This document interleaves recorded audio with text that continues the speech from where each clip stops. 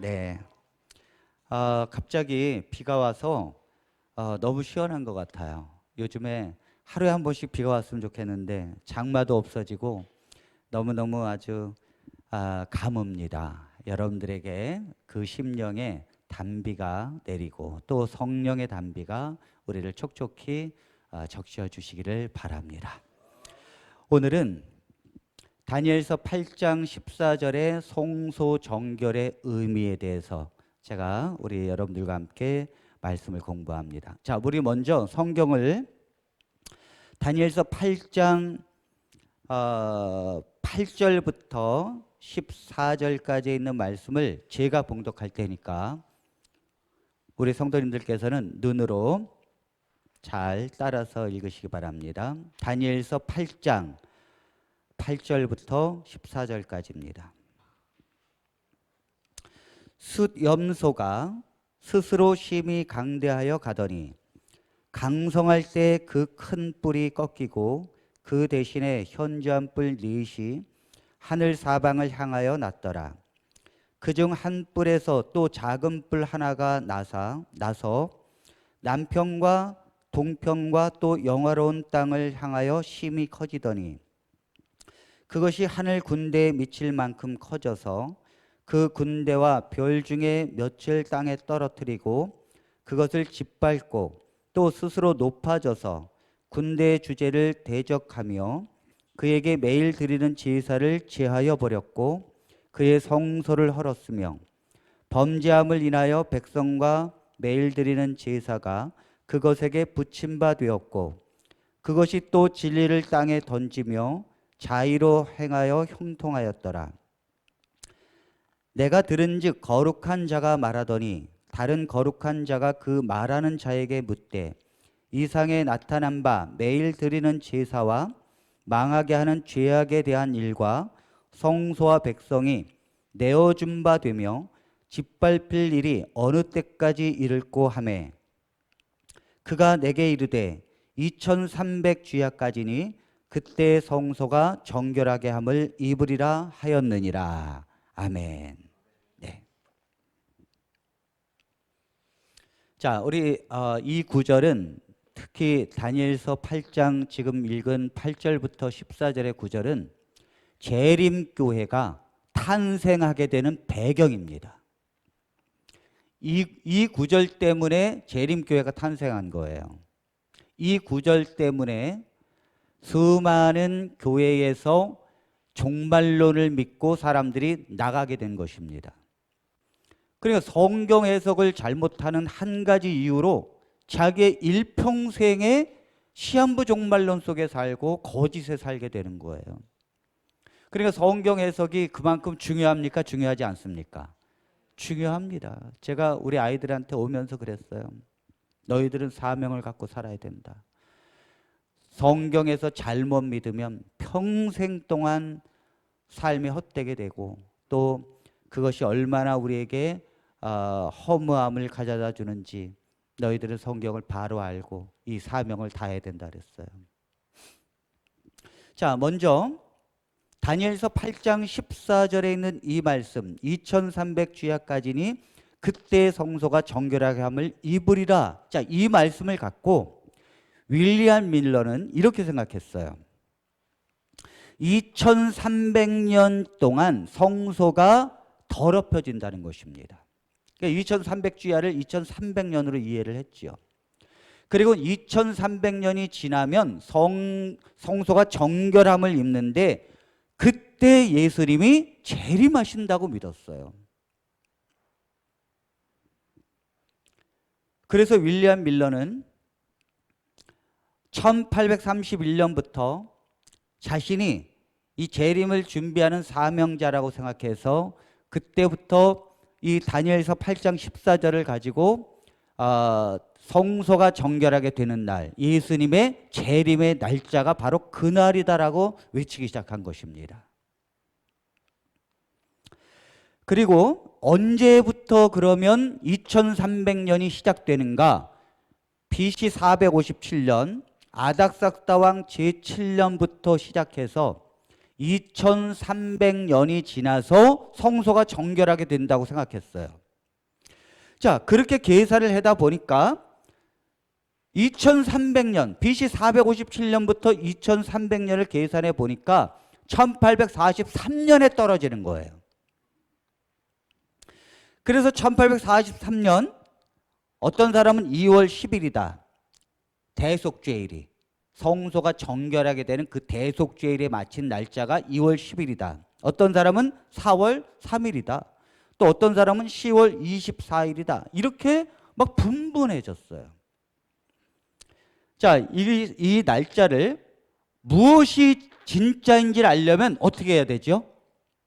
그 날짜가 가봐야 돼요. 그렇죠? 네. 그래서 2월 10일이 됐어요. 그때까지 2월 10일을 주장하는 사람들은 포기하지 않았죠. 그래도 안 오니까.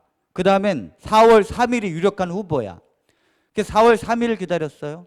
불발됐어요. 그 다음에 10월 24일. 그것도 불발됩니다. 그때 왜 이것이 잘못됐을까 고민하면서 윌리엄 밀러가 생각해낸 것은 이 그레고리력 달력이 좀 불안하다. 그래서 유대력, 카이라이트력, 유대력으로 계산해야 된다. 그리고 또 하나는 BC에서 AD로 넘어갈 때에 영년이 없거든요. 그 영년이 없는 것을 몰랐어요. 그러니까 이 당시에 사실 성경을 연구하는 이 평신도들이거든요. 평신도들이 성경을 연구하다 보니까 역사적인 견해도 짧고 여러 가지가 짧기 때문에 연대 계산하는데 여러 가지 시행착오를 겪게 되는 것입니다. 그래서 BC 1년에서 그 다음 해가 0이 아니거든요. 그 다음 해가 AD 1년이에요. 그러다 보니까 이 계산을 잘못했구나. 그래서 1843년이 아니라 1844년이 되는 거예요. 하나가 뒤로 밀리니까. 중간에 하나가 빠졌으니까. 이걸 몰랐어요. 이런 거를. 이거 상식인데. 자, 그러다가 1844년 3월 21일과 4월 18일 날로 정해졌었어요. 그러니까 얼마나 많이 이걸 바꿨는지 모릅니다. 그러다가 그것이 불발로 일어나니까 결국은 회중교회의 평신도였던 사무엘 스노우라고 하는 사람이 유대의 대속죄일 7월 10일이 양력으로 10월 20일이라는 것을 이해하고는 봄이 아니라 가을이다. 그래서 10월 22일로 그렇게 마지막으로 수정하게 된 것입니다. 그런데 마지막에 10월 22일 날 그들은 산에 올라가서 승천복이라는 걸 입었어요. 하얀 승천복을 입었어요. 이게 누가 봐도 정말 웃기는 거잖아요. 그리고 이제 올라가야 되잖아요. 여러분 웃을 일이 아니에요. 여러분들 다 거기 뿌리에 있어요. 다 거기서 몇십 년 동안 그렇게 있다가 온 거예요. 승천복 입다가. 승천복을 입고 기다렸는데 옵니까? 이 성경을 잘못 해석한 거기에 하나님이 절대 함께 할 수 없죠. 결국 그들은 그것을 거짓인 것이 판명났어요. 재림교회는 이것이 거짓이었다는 걸 판명하면 인정해야 되고 1844년 10월 20일 날 예수님이 재림한다. 성소 정결이 그날이다. 2300주야의 끝이 그날이다. 이걸 완전히 버려야 합니다. 그런데 그걸 지금도 교리로 갖고 있어요. 그리고 그 교리의 이름이 뭔지 아십니까? 대실망. 근데 그게 대실망이라는 게 성경에 예언되어져 있다는 거예요. 항상 이단은요, 자기들이 불발로 일어나고 자기들이 이것이 오류라는 게 판명이 되는데도 불구하고 그것이 예언되어져 있다라고 얘기해요. 결국은 그 모든 것이 거짓임이 스스로 윌리엄 밀러 스스로 4년 뒤에 고백합니다. 내가 연구한 건 다 거짓이라고. 그러나 윌리엄 밀러는 사라지고 대신 이 조직을 이끄는 윌리엄 밀러를 따랐던 그 후보들이 지도층으로 올라오게 됩니다. 그 중에 하나가 이제 엘렌 G 화이트이고, 또 그의 남편 제임스 화이트이고, 또 안식일을 주장하고 나온 조셉 베이츠, 그 다음에 성소 크로지어, 하이람 에드슨, 이런 사람들에 의해서 다시 남은 무리들이 새로운 교리를 창조해 내 가면서 안식일 교회가 탄생이 되는 것입니다.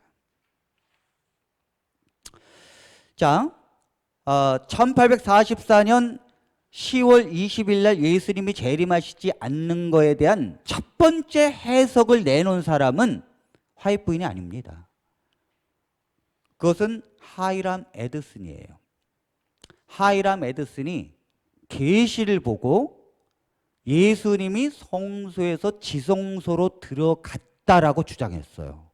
그걸 화이트 부인이 나중에 받아들인 것입니다.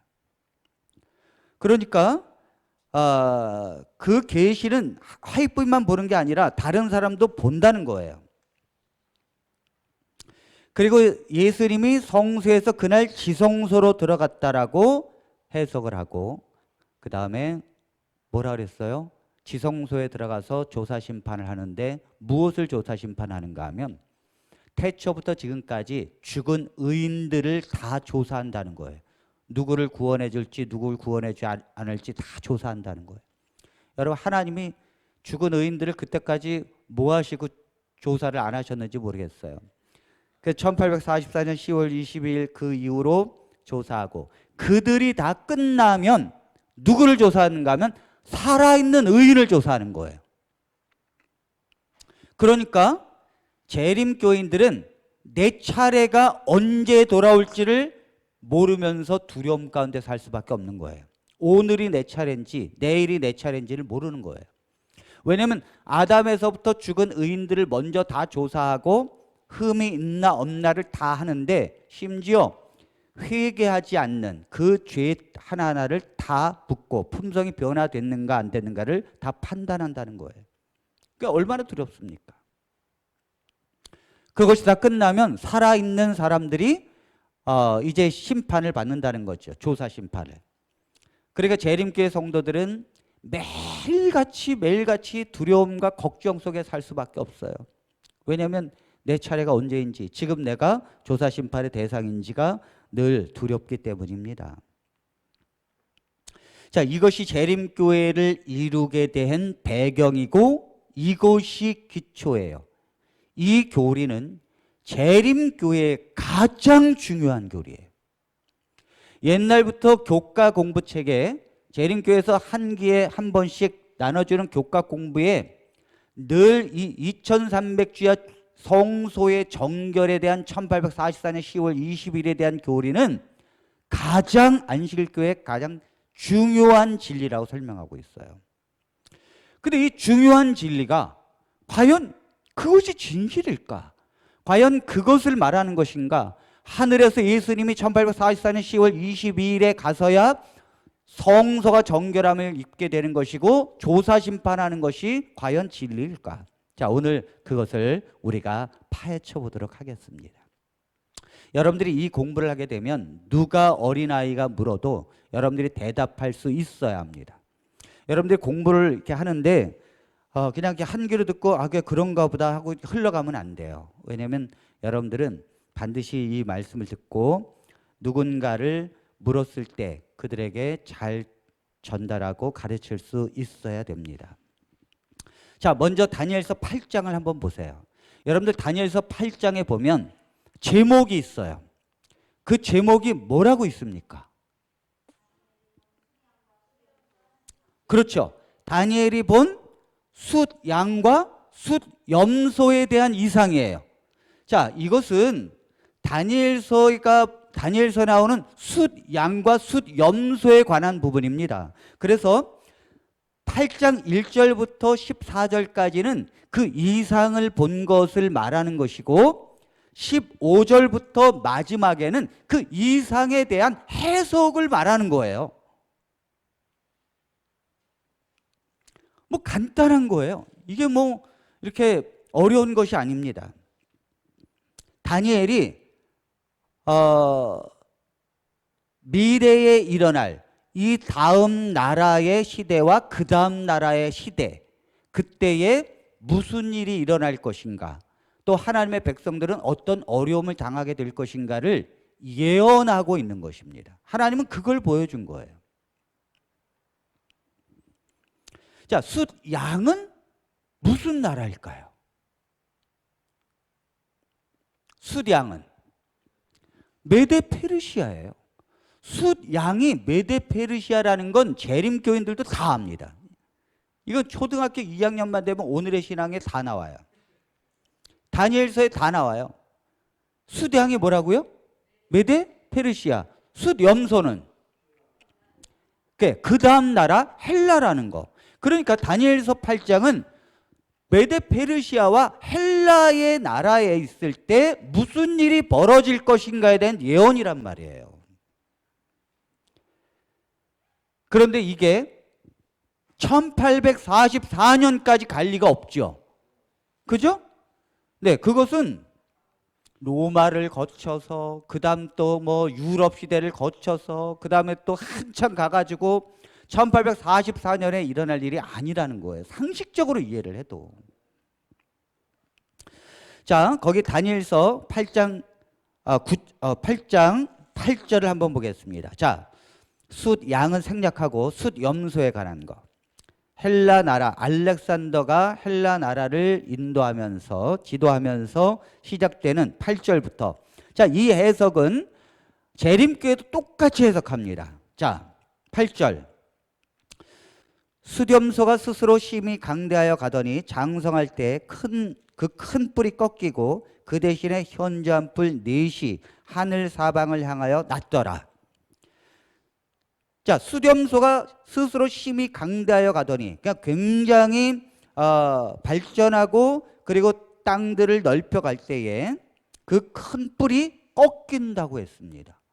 그래서 알렉산더가 이 숫염소의 이 큰 뿔은 알렉산더라는 건 재림교회도 다 안 되니까요. 그런데 이 알렉산더가 딱 꺾여버렸어요. 원래는 뿔이 어떻게 돼야 돼? 이렇게 뽑혀지거나 휘어지거나 해야 되는데 꺾였다는 건 뭐냐면 갑자기 요절했다는 말이에요. 그래서 알렉산더가 33세에 죽었어요. 야, 우리는 정말 회개해야 돼. 33세에 세상을 정복했는데 우리는 세상을 정복하기는커녕 이 지역도 지금 정복 못해가지고 이러고 있는데, 그러니까 이 알렉산더가 대단한 사람이에요. 대단한 사람이에요. 33세에 유럽을 제패했다고요. 그리고 그가 33세에 죽었어요. 그러니까 자녀를 못 놓고 죽었어. 그러니까 이 대제국을 이제 죽어갈 때에 이 신하들이 이 왕이 없으니 이 나라를 어떻게 하면 좋습니까? 그랬더니 고등학교 교과서에 나옵니다. 힘 있는 자가 처지하라고. 그때 그 힘 있는 장수 4명이 서로 싸우다가 이렇게 싸우면은 결국은 다 죽는다는 걸 알고는, 왜요? 힘 있는 장수들이 싸우면 그 다음에 그들이 다 지치면 누가 그러면 그들을 칠까? 그 제3 힘이 없는 장수들이 일어나잖아요. 자기들이 이렇게 싸우다가 다 지면 그냥 지치고 그러면 그 다음에 밑에 뭐예요? 힘이 없는 장수들이 일어나 가지고 차지하잖아요. 그걸 뭐라 그래요? 어부질이라 그러잖아요. 어부질이. 그러니까 이 4장수가 싸우다가 머리를 쓴 거예요. 야, 이러다가는 우리가 다 뺏기겠다. 어차피 이 땅덩어리가 굉장히 넓으니까 4명이 나눠 가져도 강대국이다. 이게 고등학교 교과서에 나와요. 그래서 이 4명이 나눠 가졌단 말이에요. 알렉산더가, 자, 그런데 알렉산더가 죽고 난 다음에 재림교회는 이 다니엘서 8장의 이 작은 뿔, 거기 작은 뿔이 어디 나옵니까? 9절에 보면 그중 한 뿔에서 또 작은 뿔 하나가 나서, 이 작은 뿔, 이걸 자꾸 로마 교황이라고 생각해요. 그런데 알렉산더가 죽을 때, 그때가 언젠가 하면 BC 323년이에요. BC 323년에 알렉산더가 죽었는데 로마가 탄생되기까지는 엄청난 시간이 흐릅니다. 그 후로 네 장수에 의해서 다스려지다가 로마와 3차에 걸쳐서 포에니 전쟁을 치릅니다. 그리고 로마로, 알렉산더의 나라가 로마로 넘어가는 것은 BC 146년, 거의 200년 뒤에 넘어가요. 그러니까 다니엘서 8장에 큰 뿔이 꺾이고 그 대신 현잔뿔 넷이 있고, 그 다음에 그 중에 한 뿔이 또 작은 뿔이 일어났다고 하는 이 작은 뿔을 로마 교황에 하게 되면, 여러분, 로마라는 나라는 사실 BC 146년에 헬라 나라가 로마의 속국으로 되지만, 로마라는 나라가 한참 발전하고 AD 4세기에 이르러서야 교황이 나오는 거예요. 그러니까 미래의 교황이 나오는 건데, 이거를 교황으로 맞추다 보니까 성경이 뒤죽박죽 되는 거예요. 자, 여기 8장 그 4명의 장수들이 누구인가 하면, 동쪽은 리시마쿠스 장수가 소아시아 지방을 동쪽 편을 차지했고, 그 다음에 카산더 장군이 마게도니아 지방 서쪽을 차지했고요. 프톨레미 장수가 이집트 지방 남쪽을 차지했고, 셀류커스 장수가 수리아 지방 북쪽을 차지해서 4명이 동서남북으로 정확히 잘 나눠서 나라를 다스렸다는 거예요. 그런데 여기까지는 재림교회하고 딱 맞습니다. 자, 그런데 거기 9절에 보면 그 중에 한 뿔에서, 자, 이것이 이제 달라지는 거예요. 자, 그 중에 한 뿔에서, 자, 그 중이라는 것은 어떤 거죠? 그렇죠. 4뿔 중에서 하나예요. 당연한 거 아닙니까?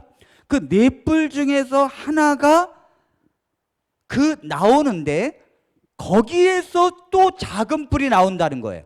그러니까 작은 뿔은 어떻게 해서 나오는가 하면 4뿔 중에서 그 중에 한 뿔이 나오고 그 뿔 다음으로 나오는 게 작은 뿔이라는 거예요.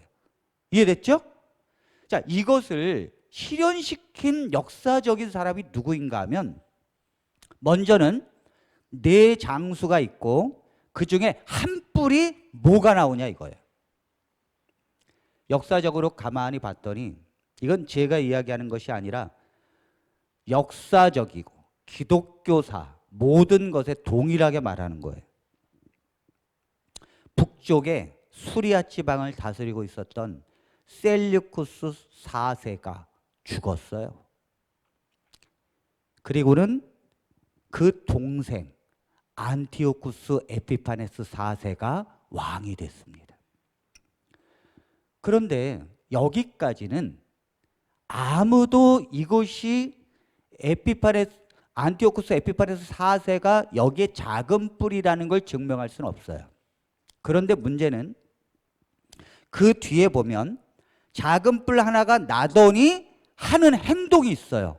그게 뭐냐면 남편과 동편과 영화로운 땅을 향하여 힘이 커지더니, 이것을 이룬 사람이 누구냐 이거죠. 이것을 이룬 사람. 역사적으로 다 살펴보니까 이것을 이룬 사람은 그 북쪽의 수리아 지방을 다스리고 있었던 셀류쿠스, 그 4세가 죽고 난 다음에 동생 안티오쿠스 에피파네스 4세가 왕이 되더니 야심만만한 사람이었어요. 원래는 자기 땅만 다스려도 부족해요, 안 부족해요? 부족하지 않아요. 굉장히 넓은 땅이거든요. 그런데 이 안티오쿠스 에피파네스가 야심이 만만하고 욕심이 많은 사람이에요. 그래가지고 어떻게 했는가 하면 전쟁을 일으킵니다. 그리고 전쟁을 일으켜서 동쪽에 니시마쿠스가 다스리는 소아시아 지방, 이 바사 지방을 동쪽을 먹고요. 그 다음에 프톨레미가 다스리는 남쪽 지방, 이 이집트 지방을 먹습니다. 그러니까 거기 보면 남편과 동편을 향했다 그랬죠. 그러니까 남편과 동편에 있는 각각 다스리던 리시마쿠스가 다스리고 또 프톨레미가 다스렸던 이 지방들을 정복해서 그 지방들을 다 자기네 땅으로 만들어 버렸어요. 그리고 영화로운 땅이 무엇인가? 이 영화로운 땅은 지금 이것은 다니엘이 바라보는 시각에서의 영화로운 땅이에요. 다니엘이 바라보는 시각에서의 영화로운 땅은 바로 자기네 나라. 그 다니엘이 비록 고향을 떠나왔지만 성전이 있는 예루살렘, 이스라엘, 거길 두고 얘기하는 거예요. 그 이스라엘 땅, 그 땅을 침범할 자가 누구인가? 안티오코스 에피파네스 4세가 리시마쿠스가 다스리는 곳, 프톨레미가 다스리는 곳을 다 정복하더니 그것도 모자라서 군대를 이끌고 어디로 왔는가 하면 예루살렘을 쳐들어왔어요. 그리고 예루살렘을 정복했습니다. 그러니까 역사적으로 여기 보니까 알렉산더가 죽고 그 다음에 네 장수가 다스리고 그 중에 하나의 뿔이 나오고 거기에서 작은 뿔이 나와서 남편과 동편과 영화로운 땅을 향하여 힘이 커졌다고 하는 이것을 이룰 수 있는 사람은 단 한 사람밖에 없어요. 그건 안티오코스 에피파네스예요. 이 모든 자격 조건을 다 갖춘 사람입니다. 여기에 대해서는 기독교가 어떠한 대꾸도 하지 않습니다. 일치해요. 모든 교단이 다 똑같습니다. 어떤 목사님도 이거에 대해서 안티오코스 에피파네스가 한 거에 대해서 역사적으로 분명하니까 이것을 부인할 목사는 없어요. 자, 어떻게 했는가 하면 BC 171년 쳐들어와가지고 이 예루살렘을 쳐들어와가지고 여러분 다른 나라를 정복하는 거와 이 예루살렘을 정복하는 건 좀 달라요. 이 유대인들이 있는 이곳은요 늘 이방 나라가 정복을 했는데 정복할 때마다 골치가 아파요. 왜냐하면 그들은 얼마나 아주 자기네 나라에 대한 애착이 있고 또 신앙이 돈독한지 몰라요. 이 세상에 사라진 나라들이 엄청 많습니다. 그런데 오랫동안 버틴 나라가 제가 볼 땐 두 나라예요. 대한민국하고 이스라엘이에요. 그래서 이스라엘을 영적으로 어떤 나라가 또 똑같은가 사람들이 공통적으로 말합니다. 대한민국이랍니다. 그런데 171년, BC 171년 안티오코스 에피파네스가 예루살렘을 쳐들어와서 유대인들이 섬기는 종교 의식을 폐쇄해버립니다. 왜냐하면 이 정복을 하게 되면 그들이 그 믿고 있는 종교를 없애야 돼요. 우리 일본이 우리나라를 지배할 때 우리나라가 종교를 갖고 있는 것을 허용했어요? 아니면 반대했어요? 반대했죠. 왜냐하면 종교를 반대해야 지배할 수 있기 때문입니다. 그래서 BC 171년에 유다 종교의 말살 정책을 시작했고요. 그 다음에 4년 뒤 BC 167년에 성전에서 제사 드리는 것을 완전히 폐지시킵니다. 그리고 167년 12월 8일에 성전에 제우스 신상을 섬겼어요. 그러니까 하나님을 섬기는 그 성전에서 제우스 신을 갖다가 섬기기 시작했고, 그게 어디에 나옵니까, 목사님? 물론 역사에도 나오고요. 또 하나는 외경에 나와요. 자, 외경이라는 건 제가 뭐라 그랬어요? 역사성은 있지만 영감성으로 인정되기 어려운 것이 외경이라고 그랬어요. 위경은 뭐죠? 위경은 역사성도 없고 영감성도 없는 거예요. 그러므로 위경은 사실 거론할 게 없지만 너무 허무맹랑한 게 많아요. 그러나 외경은 역사성이 있기 때문에 이것은 영감적으로 성경으로 들어올 수는 없지만은 역사적으로 충분히 자료가 되기 때문에 참고를 할 수 있는 거예요. 그 외경 마카비상 1장 54절, 마카비하 5장 1절, 그리고 6장 2절에 보면 이 내용이 나옵니다. 안티오쿠스 에피파네스가 쳐들어와 가지고 유대를 갖다가 종교를 말살시키고 그 다음에 성전 제사를 폐지하고 12월 8일에 167년 12월 8일에 제우스 신상을 거기다 올려놓고 그 다음에 할례를 금지시키고요. 그리고 안식일 예배를 금지시켰어요. 이것이 마카비상 1장 41절부터 50절의 내용이에요. 그리고 이 안티오코스 에피파네스가 생일이 25일이었어요. 그래서 매달 25일에 성전에서 돼지를 올려놓고 제사를 지냈어요. 그러니까 이것을 바라보는 유대인들의 마음이 얼마나 무거웠겠습니까? 얼마나 참혹했겠어요. 여러분들이 교회가 있는데 여러분 이 신약에서는 사실상 신약은요 교회가 이 건물은 아니에요. 우리 사람이 하나님의 성전이지. 그러나 구약에는 사람이 하나님의 성전이 아니라 구약은 실제 건물이 성전이에요. 하나님이 계신 곳이 성소, 지성소의 개념으로 이해됐기 때문에 건물이 성전이에요. 그러면 여러분 지금도 우리가 교회를 이렇게 올 때 아이들이 여기 잘 못 올라가게 하고 교회를 들어오면 엄숙하잖아요. 근데 여러분 만일 누가 이 교회에 들어와서 강제로 여기다가 돼지 올려놓고 제사를 드리고 있고 깽가리 치고 논다면 여러분 어떻게 했겠습니까? 집에서 발 뻗고 잘 수 있겠어요? 눈물을 흘리고 통곡할 거예요.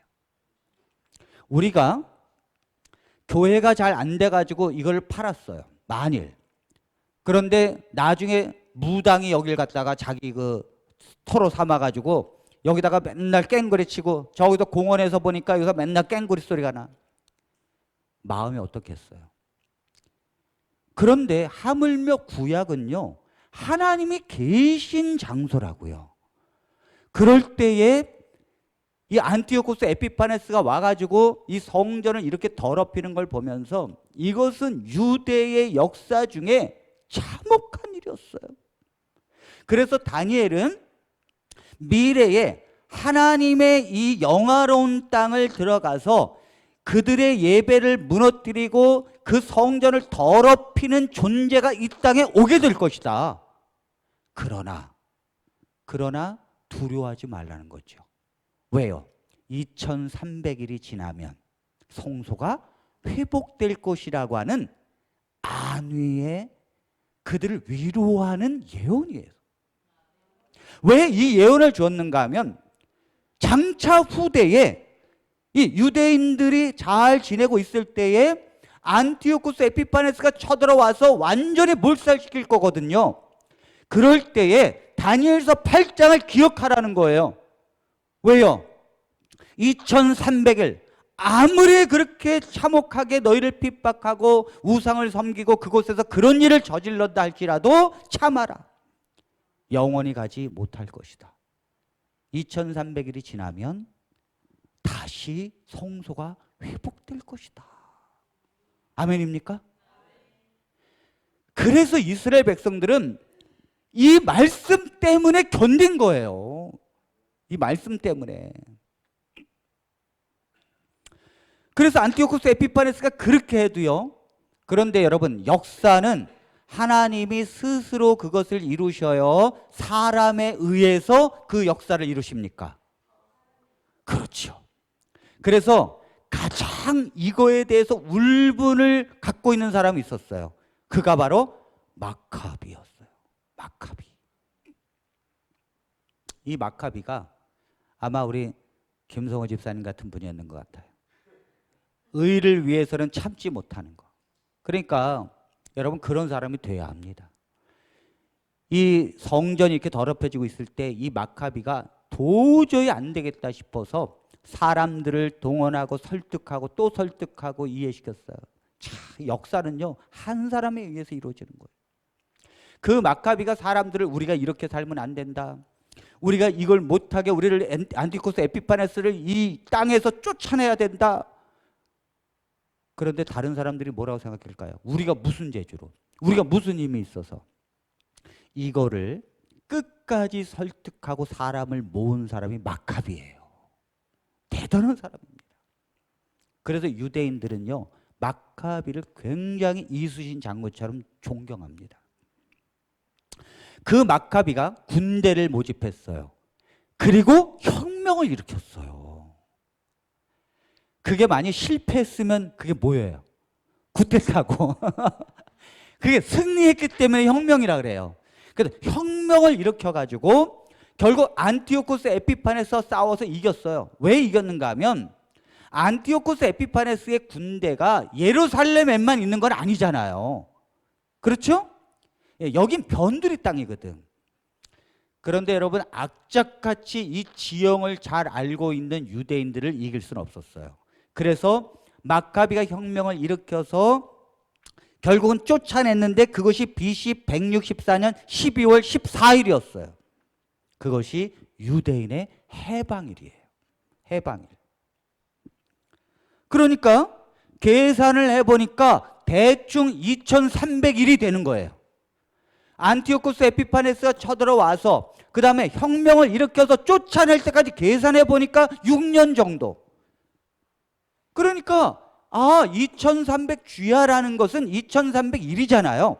그래서 2300일 요 정도 6년에 걸쳐서 안티오코스 에피파네스가 예루살렘을 완전히 들어와서 성전 예배 다 없애버리고 제우스 신 올려놓고 돼지머리로 예배드리면서 말살 정책을 피고, 그리고 마카비의 혁명에 의해서 그 안티오코스 에피파네스가 패배하고 그들이 돌아가서 다시 성전이 회복되어지고 정결케 된다고 하는 예언이 이루어진 것입니다.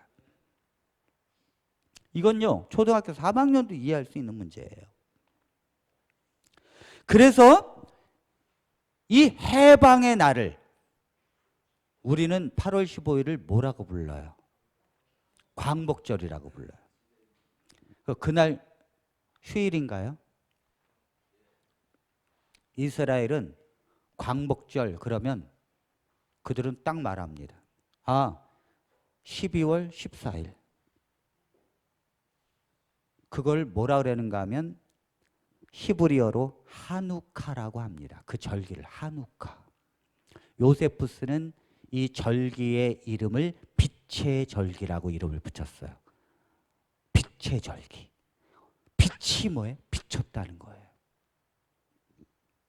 이것을 우리나라 말로는 무슨 절기일까요? 수전절이에요. 수전절. 그래서 수전절이 성경에 나옵니다. 그러니까 예수님에게 물어보면 돼요. 예수님, 수전절이 뭡니까? 그러면 너는 그것도 모르느냐? 성경을 어떻게 읽느냐? 그 헬라 시대의 마지막에 안티오코스 에피파네스가 그 유대를 쳐들어와 가지고 성전을 더럽히고 2300주야 동안에 돼지머리 올려놓고 제우스 상 섬기면서 그렇게 했던 거, 그리고 마카비가 혁명을 일으켜서 그들을 쫓아내고 다시 성소가 정결하게 함을 입어서 그것을 기념해서 지키는 것이 바로 수전절인데 그걸 모르느냐? 그렇게 말씀하실 것입니다. 그래서 요한복음 10장 22절에 그 예수님께서 수전절에 대한 이야기가 나옵니다. 요한복음 10장 22절에. 자, 우리 한번 같이 읽어볼까요? 요한복음 10장 22절. 예루살렘에 시작. 예루살렘에 수전절이 이르니 때는 겨울이라 하면서 수전절이 나옵니다. 이 수전절이 바로 12월 14일 겨울에 해당하는 바로 그 해방의 날을 얘기하는 것이죠. 그래서 여러분들이 네이버에 이 세상에 제일 똑똑한 박사가 있어요. 네이버 박사. 네. 그 네이버 박사에게 수전절 딱 치면 거기 딱 나옵니다. 뭐예요? 헬라 시대에 그 작은 뿔에 의해서 안티오코스 에피파네스에 의해서 성소가 더럽혀져서 결국 그것을 회복한 절기, 그 수전절 딱 나옵니다.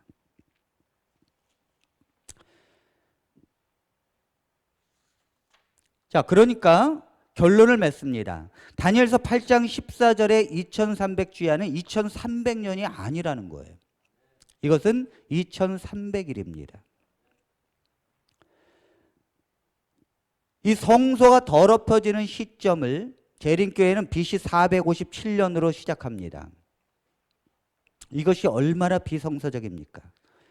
헬라 나라가 시작된 것도 BC 331년인데 아니 헬라 나라가 시작하기 전에부터 성소가 더럽혀졌단 말입니까? 그러면 이게 뭐야? 엉망진창이 되는 거예요. 그렇잖아요. 성소가 더럽혀진 것이 BC 457년부터라고 계산이 되어지면 헬라 나라가 탄생된 게 BC 331년인데 그로부터 120년 뒤에 헬라 나라가 시작이 됐는데 어떻게 그때부터 성소가 더럽혀졌다고 말할 수 있는가? 불가능하다라는 거죠. 결국 다니엘서 8장 9절에 작은 뿔도 로마가 될 수 없는 것은 로마는 AD 4세기에 이르러서야 교황이라는 게 존재하게 되는데 그것을 헬라 나라에 결코 적용될 수 없다는 것입니다. 자, 결론을 맺습니다. 다니엘서 8장 14절에 2300주야까지니 그때의 성소가 정결함을 입으리라는 말씀은 헬라 시대의 끝에 예루살렘과 성전이 이방 민족에 의해서 더럽혀지는데 2300일 동안 이루어진다는 것이다. 헬라 시대의 끝에 안티오코스 에피파네스 4세는 마침내 예루살렘을 쳐들어와서 제사를 폐하고 제사장들을 죽이고 제우스를 섬기기 위해 돼지 제사를 올렸다. 그리고 약 6년 후에 마카비가 혁명을 통해서 다시 성전을 회복했고 이방 민족의 왕으로 더럽혀졌던 성전이 회복되어 정결케 된 것이다. 이 해방의 날을 수전절이라 부르며 지금도 빛의 절기로서 하누카의 절기의 이름으로 지켜지고 있다. 이 사건을 이스라엘 백성들은 지금까지 자세히 알고 지키고 있는데 이 성경절을 가지고 1844년 10월 22일로 그것도 하늘의 성소가 정결케 된다는 것은 유대인들이 웃을 일이다. 시한부 종말론을 이러한 잘못된 해석에서 시작하니 그것이 당연히 불발이 되고 불발이 되니 다른 재해석으로 오류를 낳는 것은 이단의 대표적인 비성경적인 시도입니다. 확실하게 가르쳐야 합니다. 다시는 이러한 오류에 빠지지 않도록 여러분들이 가르쳐야 합니다. 재림교인들을 붙들고 늘어져서라도 가르쳐야 합니다. 얼마나 이 오류로 인해서 그 뒤에 있는 수많은 오류들을 갖고 재림교회가 얼마나 많은 사람을 또 지금도 전도하고 있습니까, 여러분?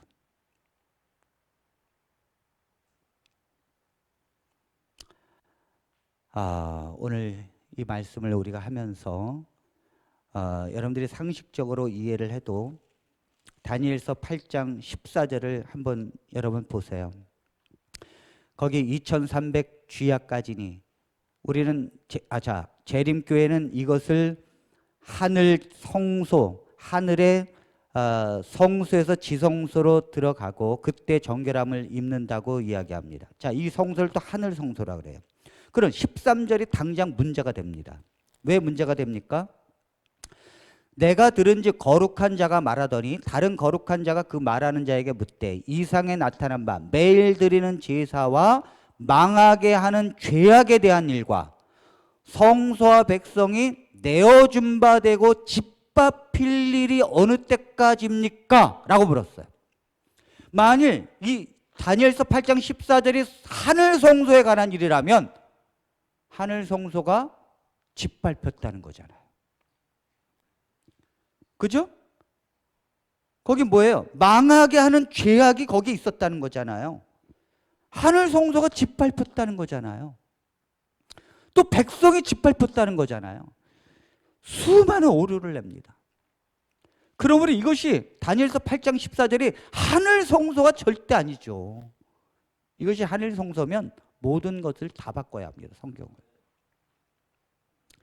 이거는 바로 예루살렘에 있던 그 성소를 두고 이야기하는 것이고, 역사적인 거기 제목에서 수단과 숫염소에 대한 이상으로 숫염소, 헬라 시대의 끝부분에 성전이 어떻게 회파될 것이고 그것이 어떻게 더럽혀질 것이고 언제 그것이 회복될 것이니 그런 일이 미래에 있거든 너희는 낙심하지 말라. 그리고 다시 회복될 것이니 믿음을 굳게 지키라는 희망의 예언이었어요. 오늘 이것으로 마치겠습니다. 감사합니다.